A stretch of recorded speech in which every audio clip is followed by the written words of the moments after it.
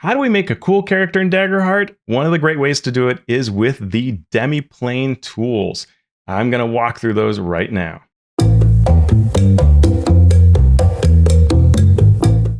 So we're going to go to demiplane.com and we're going to make a character. I have the content enabled, so you do have to purchase this to be able to do it. During the playtest, there was a free version that you could use, but now you buy it there, just like you buy, the physical Daggerheart book, and I love that. I love physical. You can buy it on Demiplane, and then you get to make characters, which is cool. And you can also link it with Roll20, which I will show off as well. But first, let's show how easy it is to create a character. So I'm going to go here into the website. You can see I already have a couple characters before, a druid and a rogue. I'm going to make a new character. They have lots of different games. I'm going to choose Daggerheart. And you kind of get the little logo. You see it loads up really darn quickly, and it's nice. It actually has a lot of explanation here that walks you through, what's cool about Daggerheart, thinking through the kind of game it is, and fiction first kind of thing. You can choose pre-generated characters, which is kind of cool, and then you can just kind of decide that you want to make your own character. So I'm gonna say my character is called something like, I don't know, I don't even know what I'm going to make yet. So I'll leave that blank for now. And I'm going to be level 1. You can select a campaign frame, which is the type of adventure you have, which may change things. In this case, I'm going to not actually choose one. And I'm just going to go to select a portrait, which starts making some questions. And so actually, one thing I would do is I would actually maybe do this step first and then go back to getting started, because I don't exactly know what I want to make yet. But let's say that I want to make a ribbit, little frog guy. So I will do that. And I'm not going to choose a campaign frame. I'm going to come back and do my name later. So the nice thing is you can jump stages if you want and come back to here and set things later. You can also do things through your character sheet as well. So I'm going to choose what class I'm playing. And this is just for purposes of explaining how the process works. So let's say that I'm making a rogue. Each class has sort of 2 different domain areas they draw from. I have Midnight and Grace. I have a starting evasion score, 6 hit points. You get to make some choices. I can look at my features. So I can use this as a way to look through the various options and see what kind of a character I want to be. But let's go with rogue. I'm going to select that class, and now my choice is made. I'm going to now choose a subclass. This happens immediately at level 1. There are 2 choices, Nightwalker and Syndicate, and so I can read about them. You get to see here the cards. So I get my spellcraft trait is Finesse, which I believe is also the same thing for Syndicate. And then I get a feature, Shadow Stepper. You can move from shadow to shadow, mark a stress to disappear from where you are and reappear inside another shadow. Or I can do Well Connected. When you go into a town, you get to decide that you know somebody and explain what the relationship is and just declare that for the world, which is kind of cool. And you can see here, it talks you through what a subclass is and why it matters. So I'm going to decide in this case to be a Nightwalker. Why not? And now I get to choose my traits. So my traits, which are these up at the top here, agility, strength, finesse, instinct, presence, and knowledge. I get to decide what they're like. And I kind of can read about this here and say, okay, I'm ready to select my traits. So I'm going to go for, I get 1 + 2, 2 + 1, and 1 - 1. So I'm going to say that finesse, since that's what I generally will be attacking with and interacting with things with, picking locks, things like that, I'll do finesse. I will say that I've made a really cool level 6 rogue that uses presence. So you can change these things up, but let's make a more typical rogue here. I'm going to go with agility as a +1. And maybe I want to go with my presence. I'm a bit of a talker as well, interacting with others and getting them to do what I want. I'm going to take the -1 as strength, which leaves knowledge and instinct as just +0. Over time, as I level up, I will be able to improve these, which is kind of cool. But for now, that's my initial set of traits that I'm doing. You can see in Demiplane, I'm not paid to do this, by the way. I like what I see here. This is really cool how you can do this. So now I get to choose my starting weapons. And for those, one of the things that's helpful I like looking at is the actual table of weapons that you can look at here. So I can open that up here and look at them. And these tell you what your trait is. So that kind of will be more effective if you want to do that. Now, in some cases, you could say, you know, I'm going to be -1 to attack compared to using my better +2 finesse. But I get some other benefit off of it. And that is possible to do, right? Like a +1 to attack rolls with a broadsword. So I'd kind of make that up. But I do a little less damage, right? There's those kinds of options. For this tier 1 weaponry that you get to access, if I look at the finesse options, there is a dagger that I can choose from, D8 +1, perfectly reasonable. That's nice, strong damage. There is also the ability to do a spear, but it's two-handed, so I wouldn't want to do that, or at least not for a typical rogue concept. A crossbow from distance, but again, not really what I'm looking for. And if you have a spellcast trait, which I do as a rogue, I could use something that uses my spellcast trait of finesse here. So I could use this returning blade, which I can actually throw as well within close range, and it would appear in my hand. So that's kind of neat. I like those concepts. I'm thinking about those, but I think that what I will do in this case is go with their suggested options. I'm going to use a dagger in my main hand. And so what this will do is it's going to be a nice D8 +1 damage physical when I'm in melee range. Very cool. And then I can go to the second page here of weapons, and I will choose the small dagger that's suggested, because what that does is it actually bumps my primary damage by +2. So it's like I'm attacking with a main dagger, and the second one can do a little bit of additional damage. So that's a lot of, you know, for a sort of damage dealing rogue class, this is pretty sweet choice. Now I get to choose my starting armor. And once again, there is tier 1 armor available here. And I can look at the whole table. But in this case, it's pretty simple. The Gambeson, which is their suggestion, really is a better option. This gives me +1 to evasion, which is pretty good for me to evade hits altogether.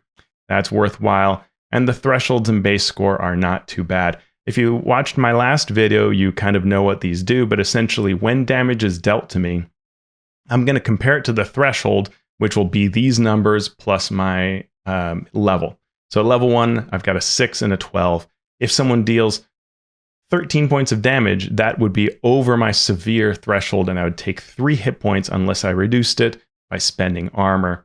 So it's nice to have these numbers be higher, and there are options that have them higher, but then I don't get any feature. And so I think overall, this Gambeson is a nice choice, but it's a judgment call, which is neat. It's what you want to see in a game. But again, pretty easy to review it, see it. I can also click on the link as I did before to see the tables. And then my starting inventory, I get to choose either a minor health potion or a stamina potion. I don't know. I'll choose a stamina potion, which gets me back stress. I figure that might be the one that I'm least likely to have reduced. So maybe I will use a potion for it.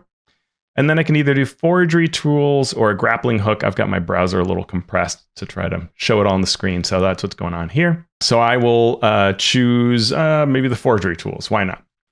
And then I get to make a choice of domain cards. And these are these, you know, cool cards that you can look at physically. It's quite a nice way to do it.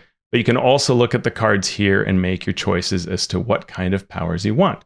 Deft Deceiver. Spend a hope to gain advantage on a roll to deceive or trick someone into believing a lie you tell them. Cool. Enrapture is a way I can kind of captivate someone so nobody else, everybody's paying attention to me. And really, it's one target so that they are not paying attention at all to what the rest of my party's doing. Kind of cool. Inspirational words is pretty sweet. I put a number of tokens equal to my presence, in this case 1. When I talk to an ally, I can give them a benefit, clear stress, hit point, or gain a hope. Pick and pull. You have advantage on action rolls to pick non-magical locks, disarm non-magical traps, or steal items from a target. That sounds great to me right there because it's like the kind of passive power. This is not an attack or anything. I'm probably going to be attacking with my weapons a lot. So I think just having in there as a background feature I can turn to when I need to. Get rid of traps, steal a thing from someone. Perfect. That's going to be one of my 2 selections. I then have Rain of Blades, which is to attack a bunch of targets in an area, dealing my proficiency d8 plus 2. We'll talk about that in a sec.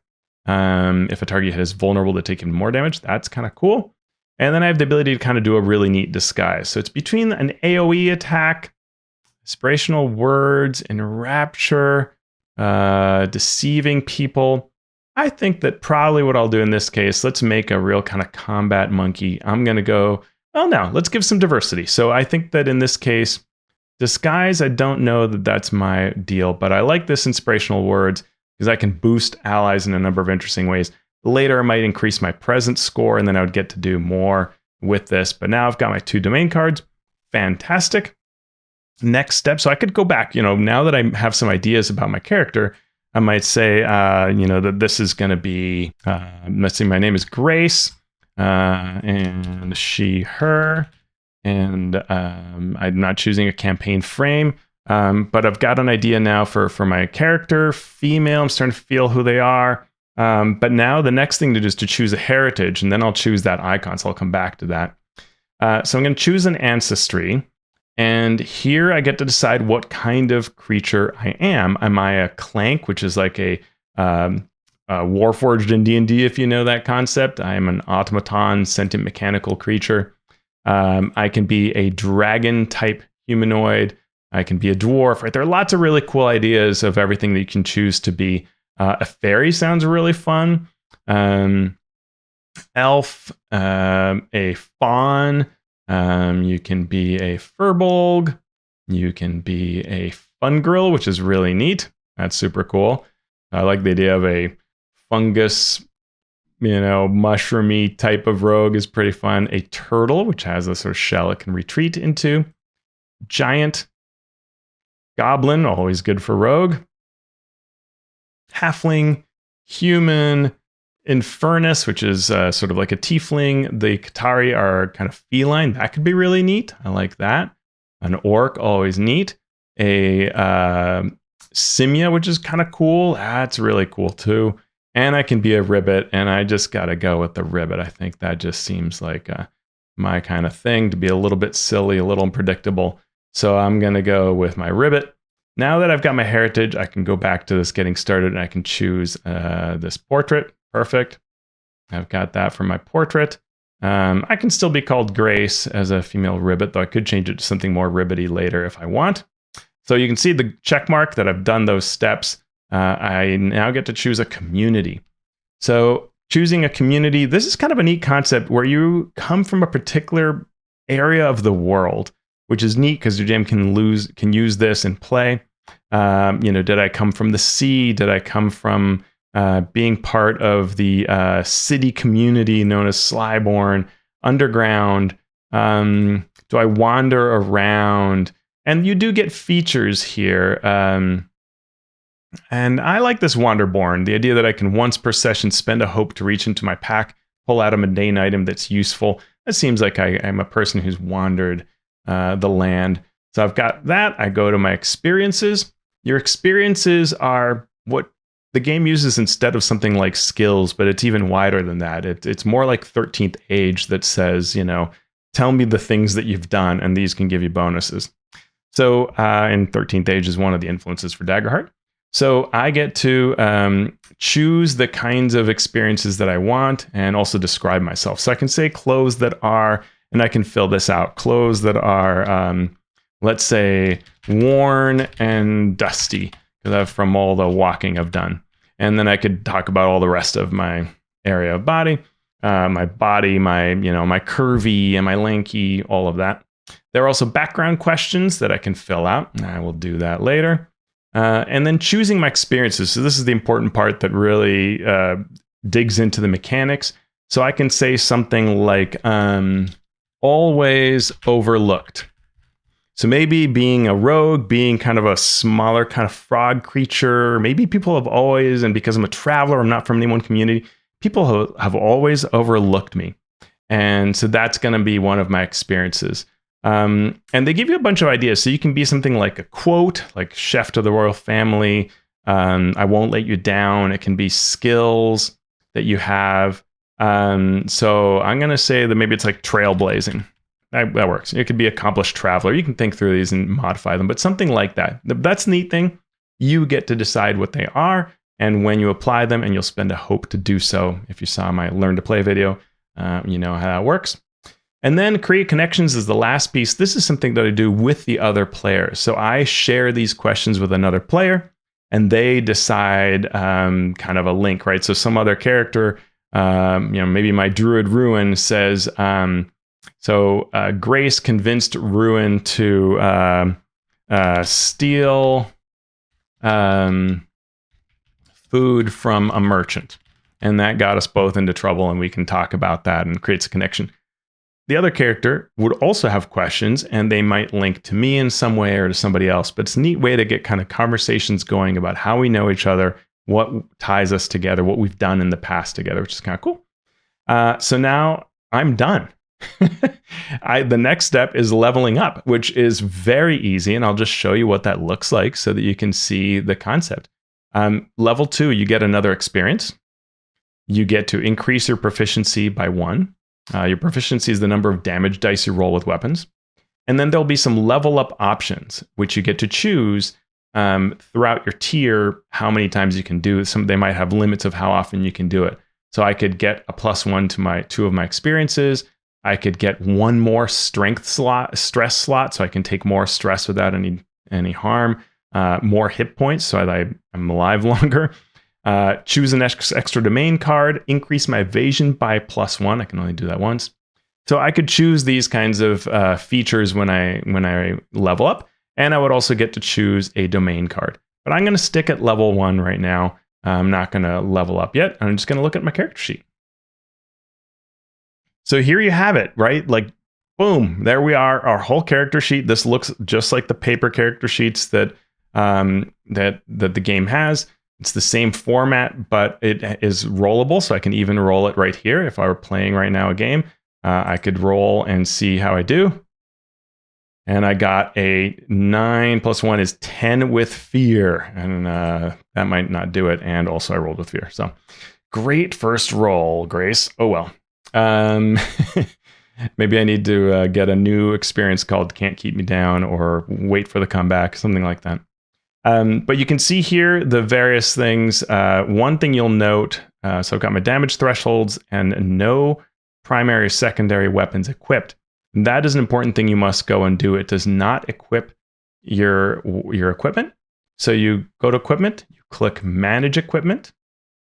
Actually, that would be for adding additional equipment. So if your DM gives you anything, you find anything, you'll go to manage equipment and add it. But in this case, I want to make active my dagger, which is right here.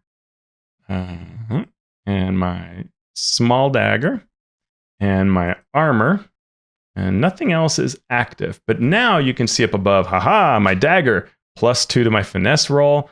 So I will add the +2 from finesse will be my to hit. And then the damage will be D8 +3, which is 1d8 because I have 1 proficiency. D8 is the type of damage a dagger does. And the +3 is because I get to add +2 from my small dagger. And this is already +1 for being a dagger. So it's +3, gets a little extra boost from having the small dagger in my secondary hand. My armor, you can see my thresholds here. So if something deals 8 points of damage to me, it would be major damage. Under 6, 5 or lower would be minor damage, and I would take a hit point. And you can do things right here on the sheet, right? You can mark your hit points. You can clear hit points. You can mark stress. You can mark hope here, so I can increase hope by 1 or 2, and then I can lose hope as I spend hope. You have your experiences here, so you can roll those. You have your armor. You can mark your armor slots as you use them, which is very useful. I can click on downtime to take downtime activities, which is kind of cool, and choose what I do, which is really sweet. So you can just say like, oh, I'm resting, so I will, clear my wounds and roll them here. I will then repair my armor and do that, right? So that's really cool. So downtime is all set there.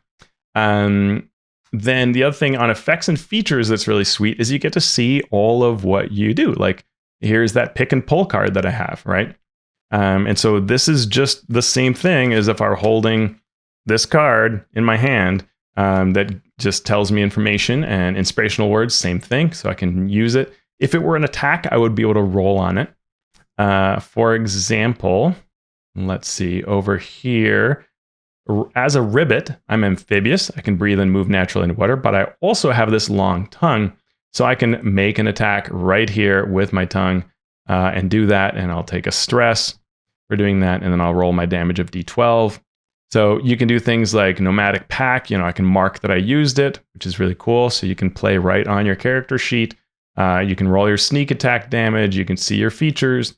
Use your special class hope feature. Every class has one feature triggered by spending 3 hope. So I could say that I activated it, and then I can mark it used. And now my evasion is a 15 because I have it active. But if I turn it off, it goes back to 13. So it's really nice integration. I can fill out my details that I didn't fill out before, other connections to folks. Maybe I do some while I'm playing. I can fill out a journal with information to add entries as I'm playing, right? So a lot you can do here. Record your gold, handfuls, bags, or chests of gold, different supplies that I have and that I'm using up. Really neat. I love this sheet. Really easy to make a character. Super fun. And then there's one more thing, which is I can link this to Roll20.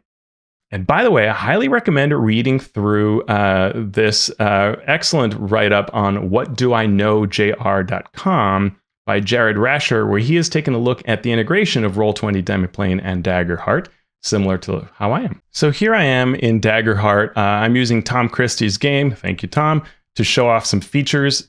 Tom is writing this Curse of the Copper Skulls adventure, which will be available for Daggerheart, and you can see on the D20 Play channel on YouTube, you can see this game that in 2 parts. I think we've done part 1. We're going to be doing part 2 later. How we are all playing through this adventure. I won't do any spoilers here. The only thing that I'm going to do is I'm going to show off the way that the integration works, which is pretty cool. So, here is my character. And if I go over to my journal, the way this works, I'll just do this again just to show you, is you can say that you want to link a Demiplane character. And when you do that, it logs you into Demiplane and it lets you choose which character you're bringing in. And boom, Kelia shows up. And when you look at Kelia, this is my level 6 rogue, I now have my whole character right here in Roll20, right? So I'm no longer in Demiplane. I am in Roll20, and I have my character sheet right there. And just as I could click in everything in Demiplane, I can click here. So I can lower my armor slots, right? Currently have used all my armor. Oops. But I can make, a roll. I can mark hit points or stress. I can change my hope. I can make a roll right here, and it will show up in the Roll20 interface. You'll see it in the chat for all the players. So it's really sweet. You make your character in Demiplane. It's integrated right into the Roll20 interface. You can roll right in Roll20, do all these things here, mark all of this here, and it takes that all into account, which is really sweet. It is not super integrated on the DM side yet, so the DM cannot bring, or GM cannot bring in lots of monsters in and automatically attack you or things like that, but presumably that'll come over time. But I'm really impressed with the ability to bring your character in, because you literally just link it through this interface, and you can see more information here on Jared walks you through that process too and talks you through some benefits. But it is a really neat integration. I have always been impressed with how Demiplane works, and the ability to just bring that right across into Roll20 is pretty sweet. So I hope you've seen just how easy it can be in Demiplane to make a character. Again, this is not some sponsored video. I've worked with Roll20 in the past, but I just decided to do this because I was impressed with how well that worked. The Demiplane system is really nice. You can really easily make a character quickly, easily, and then link it right into Roll20 since they are one company now. And it's a really nice implementation. Is everything perfect? No, there's some features I do slightly different or screen slightly differently, but it is really like a 9.5 out of 10 compared to any other tool that's like this. So I'm very impressed with what it is. I love it a lot. Hope you enjoyed this video. If you do, please let me know down below. Tell me what kind of characters you're making and whether you've used the Demiplane interface, and I'll see you next time.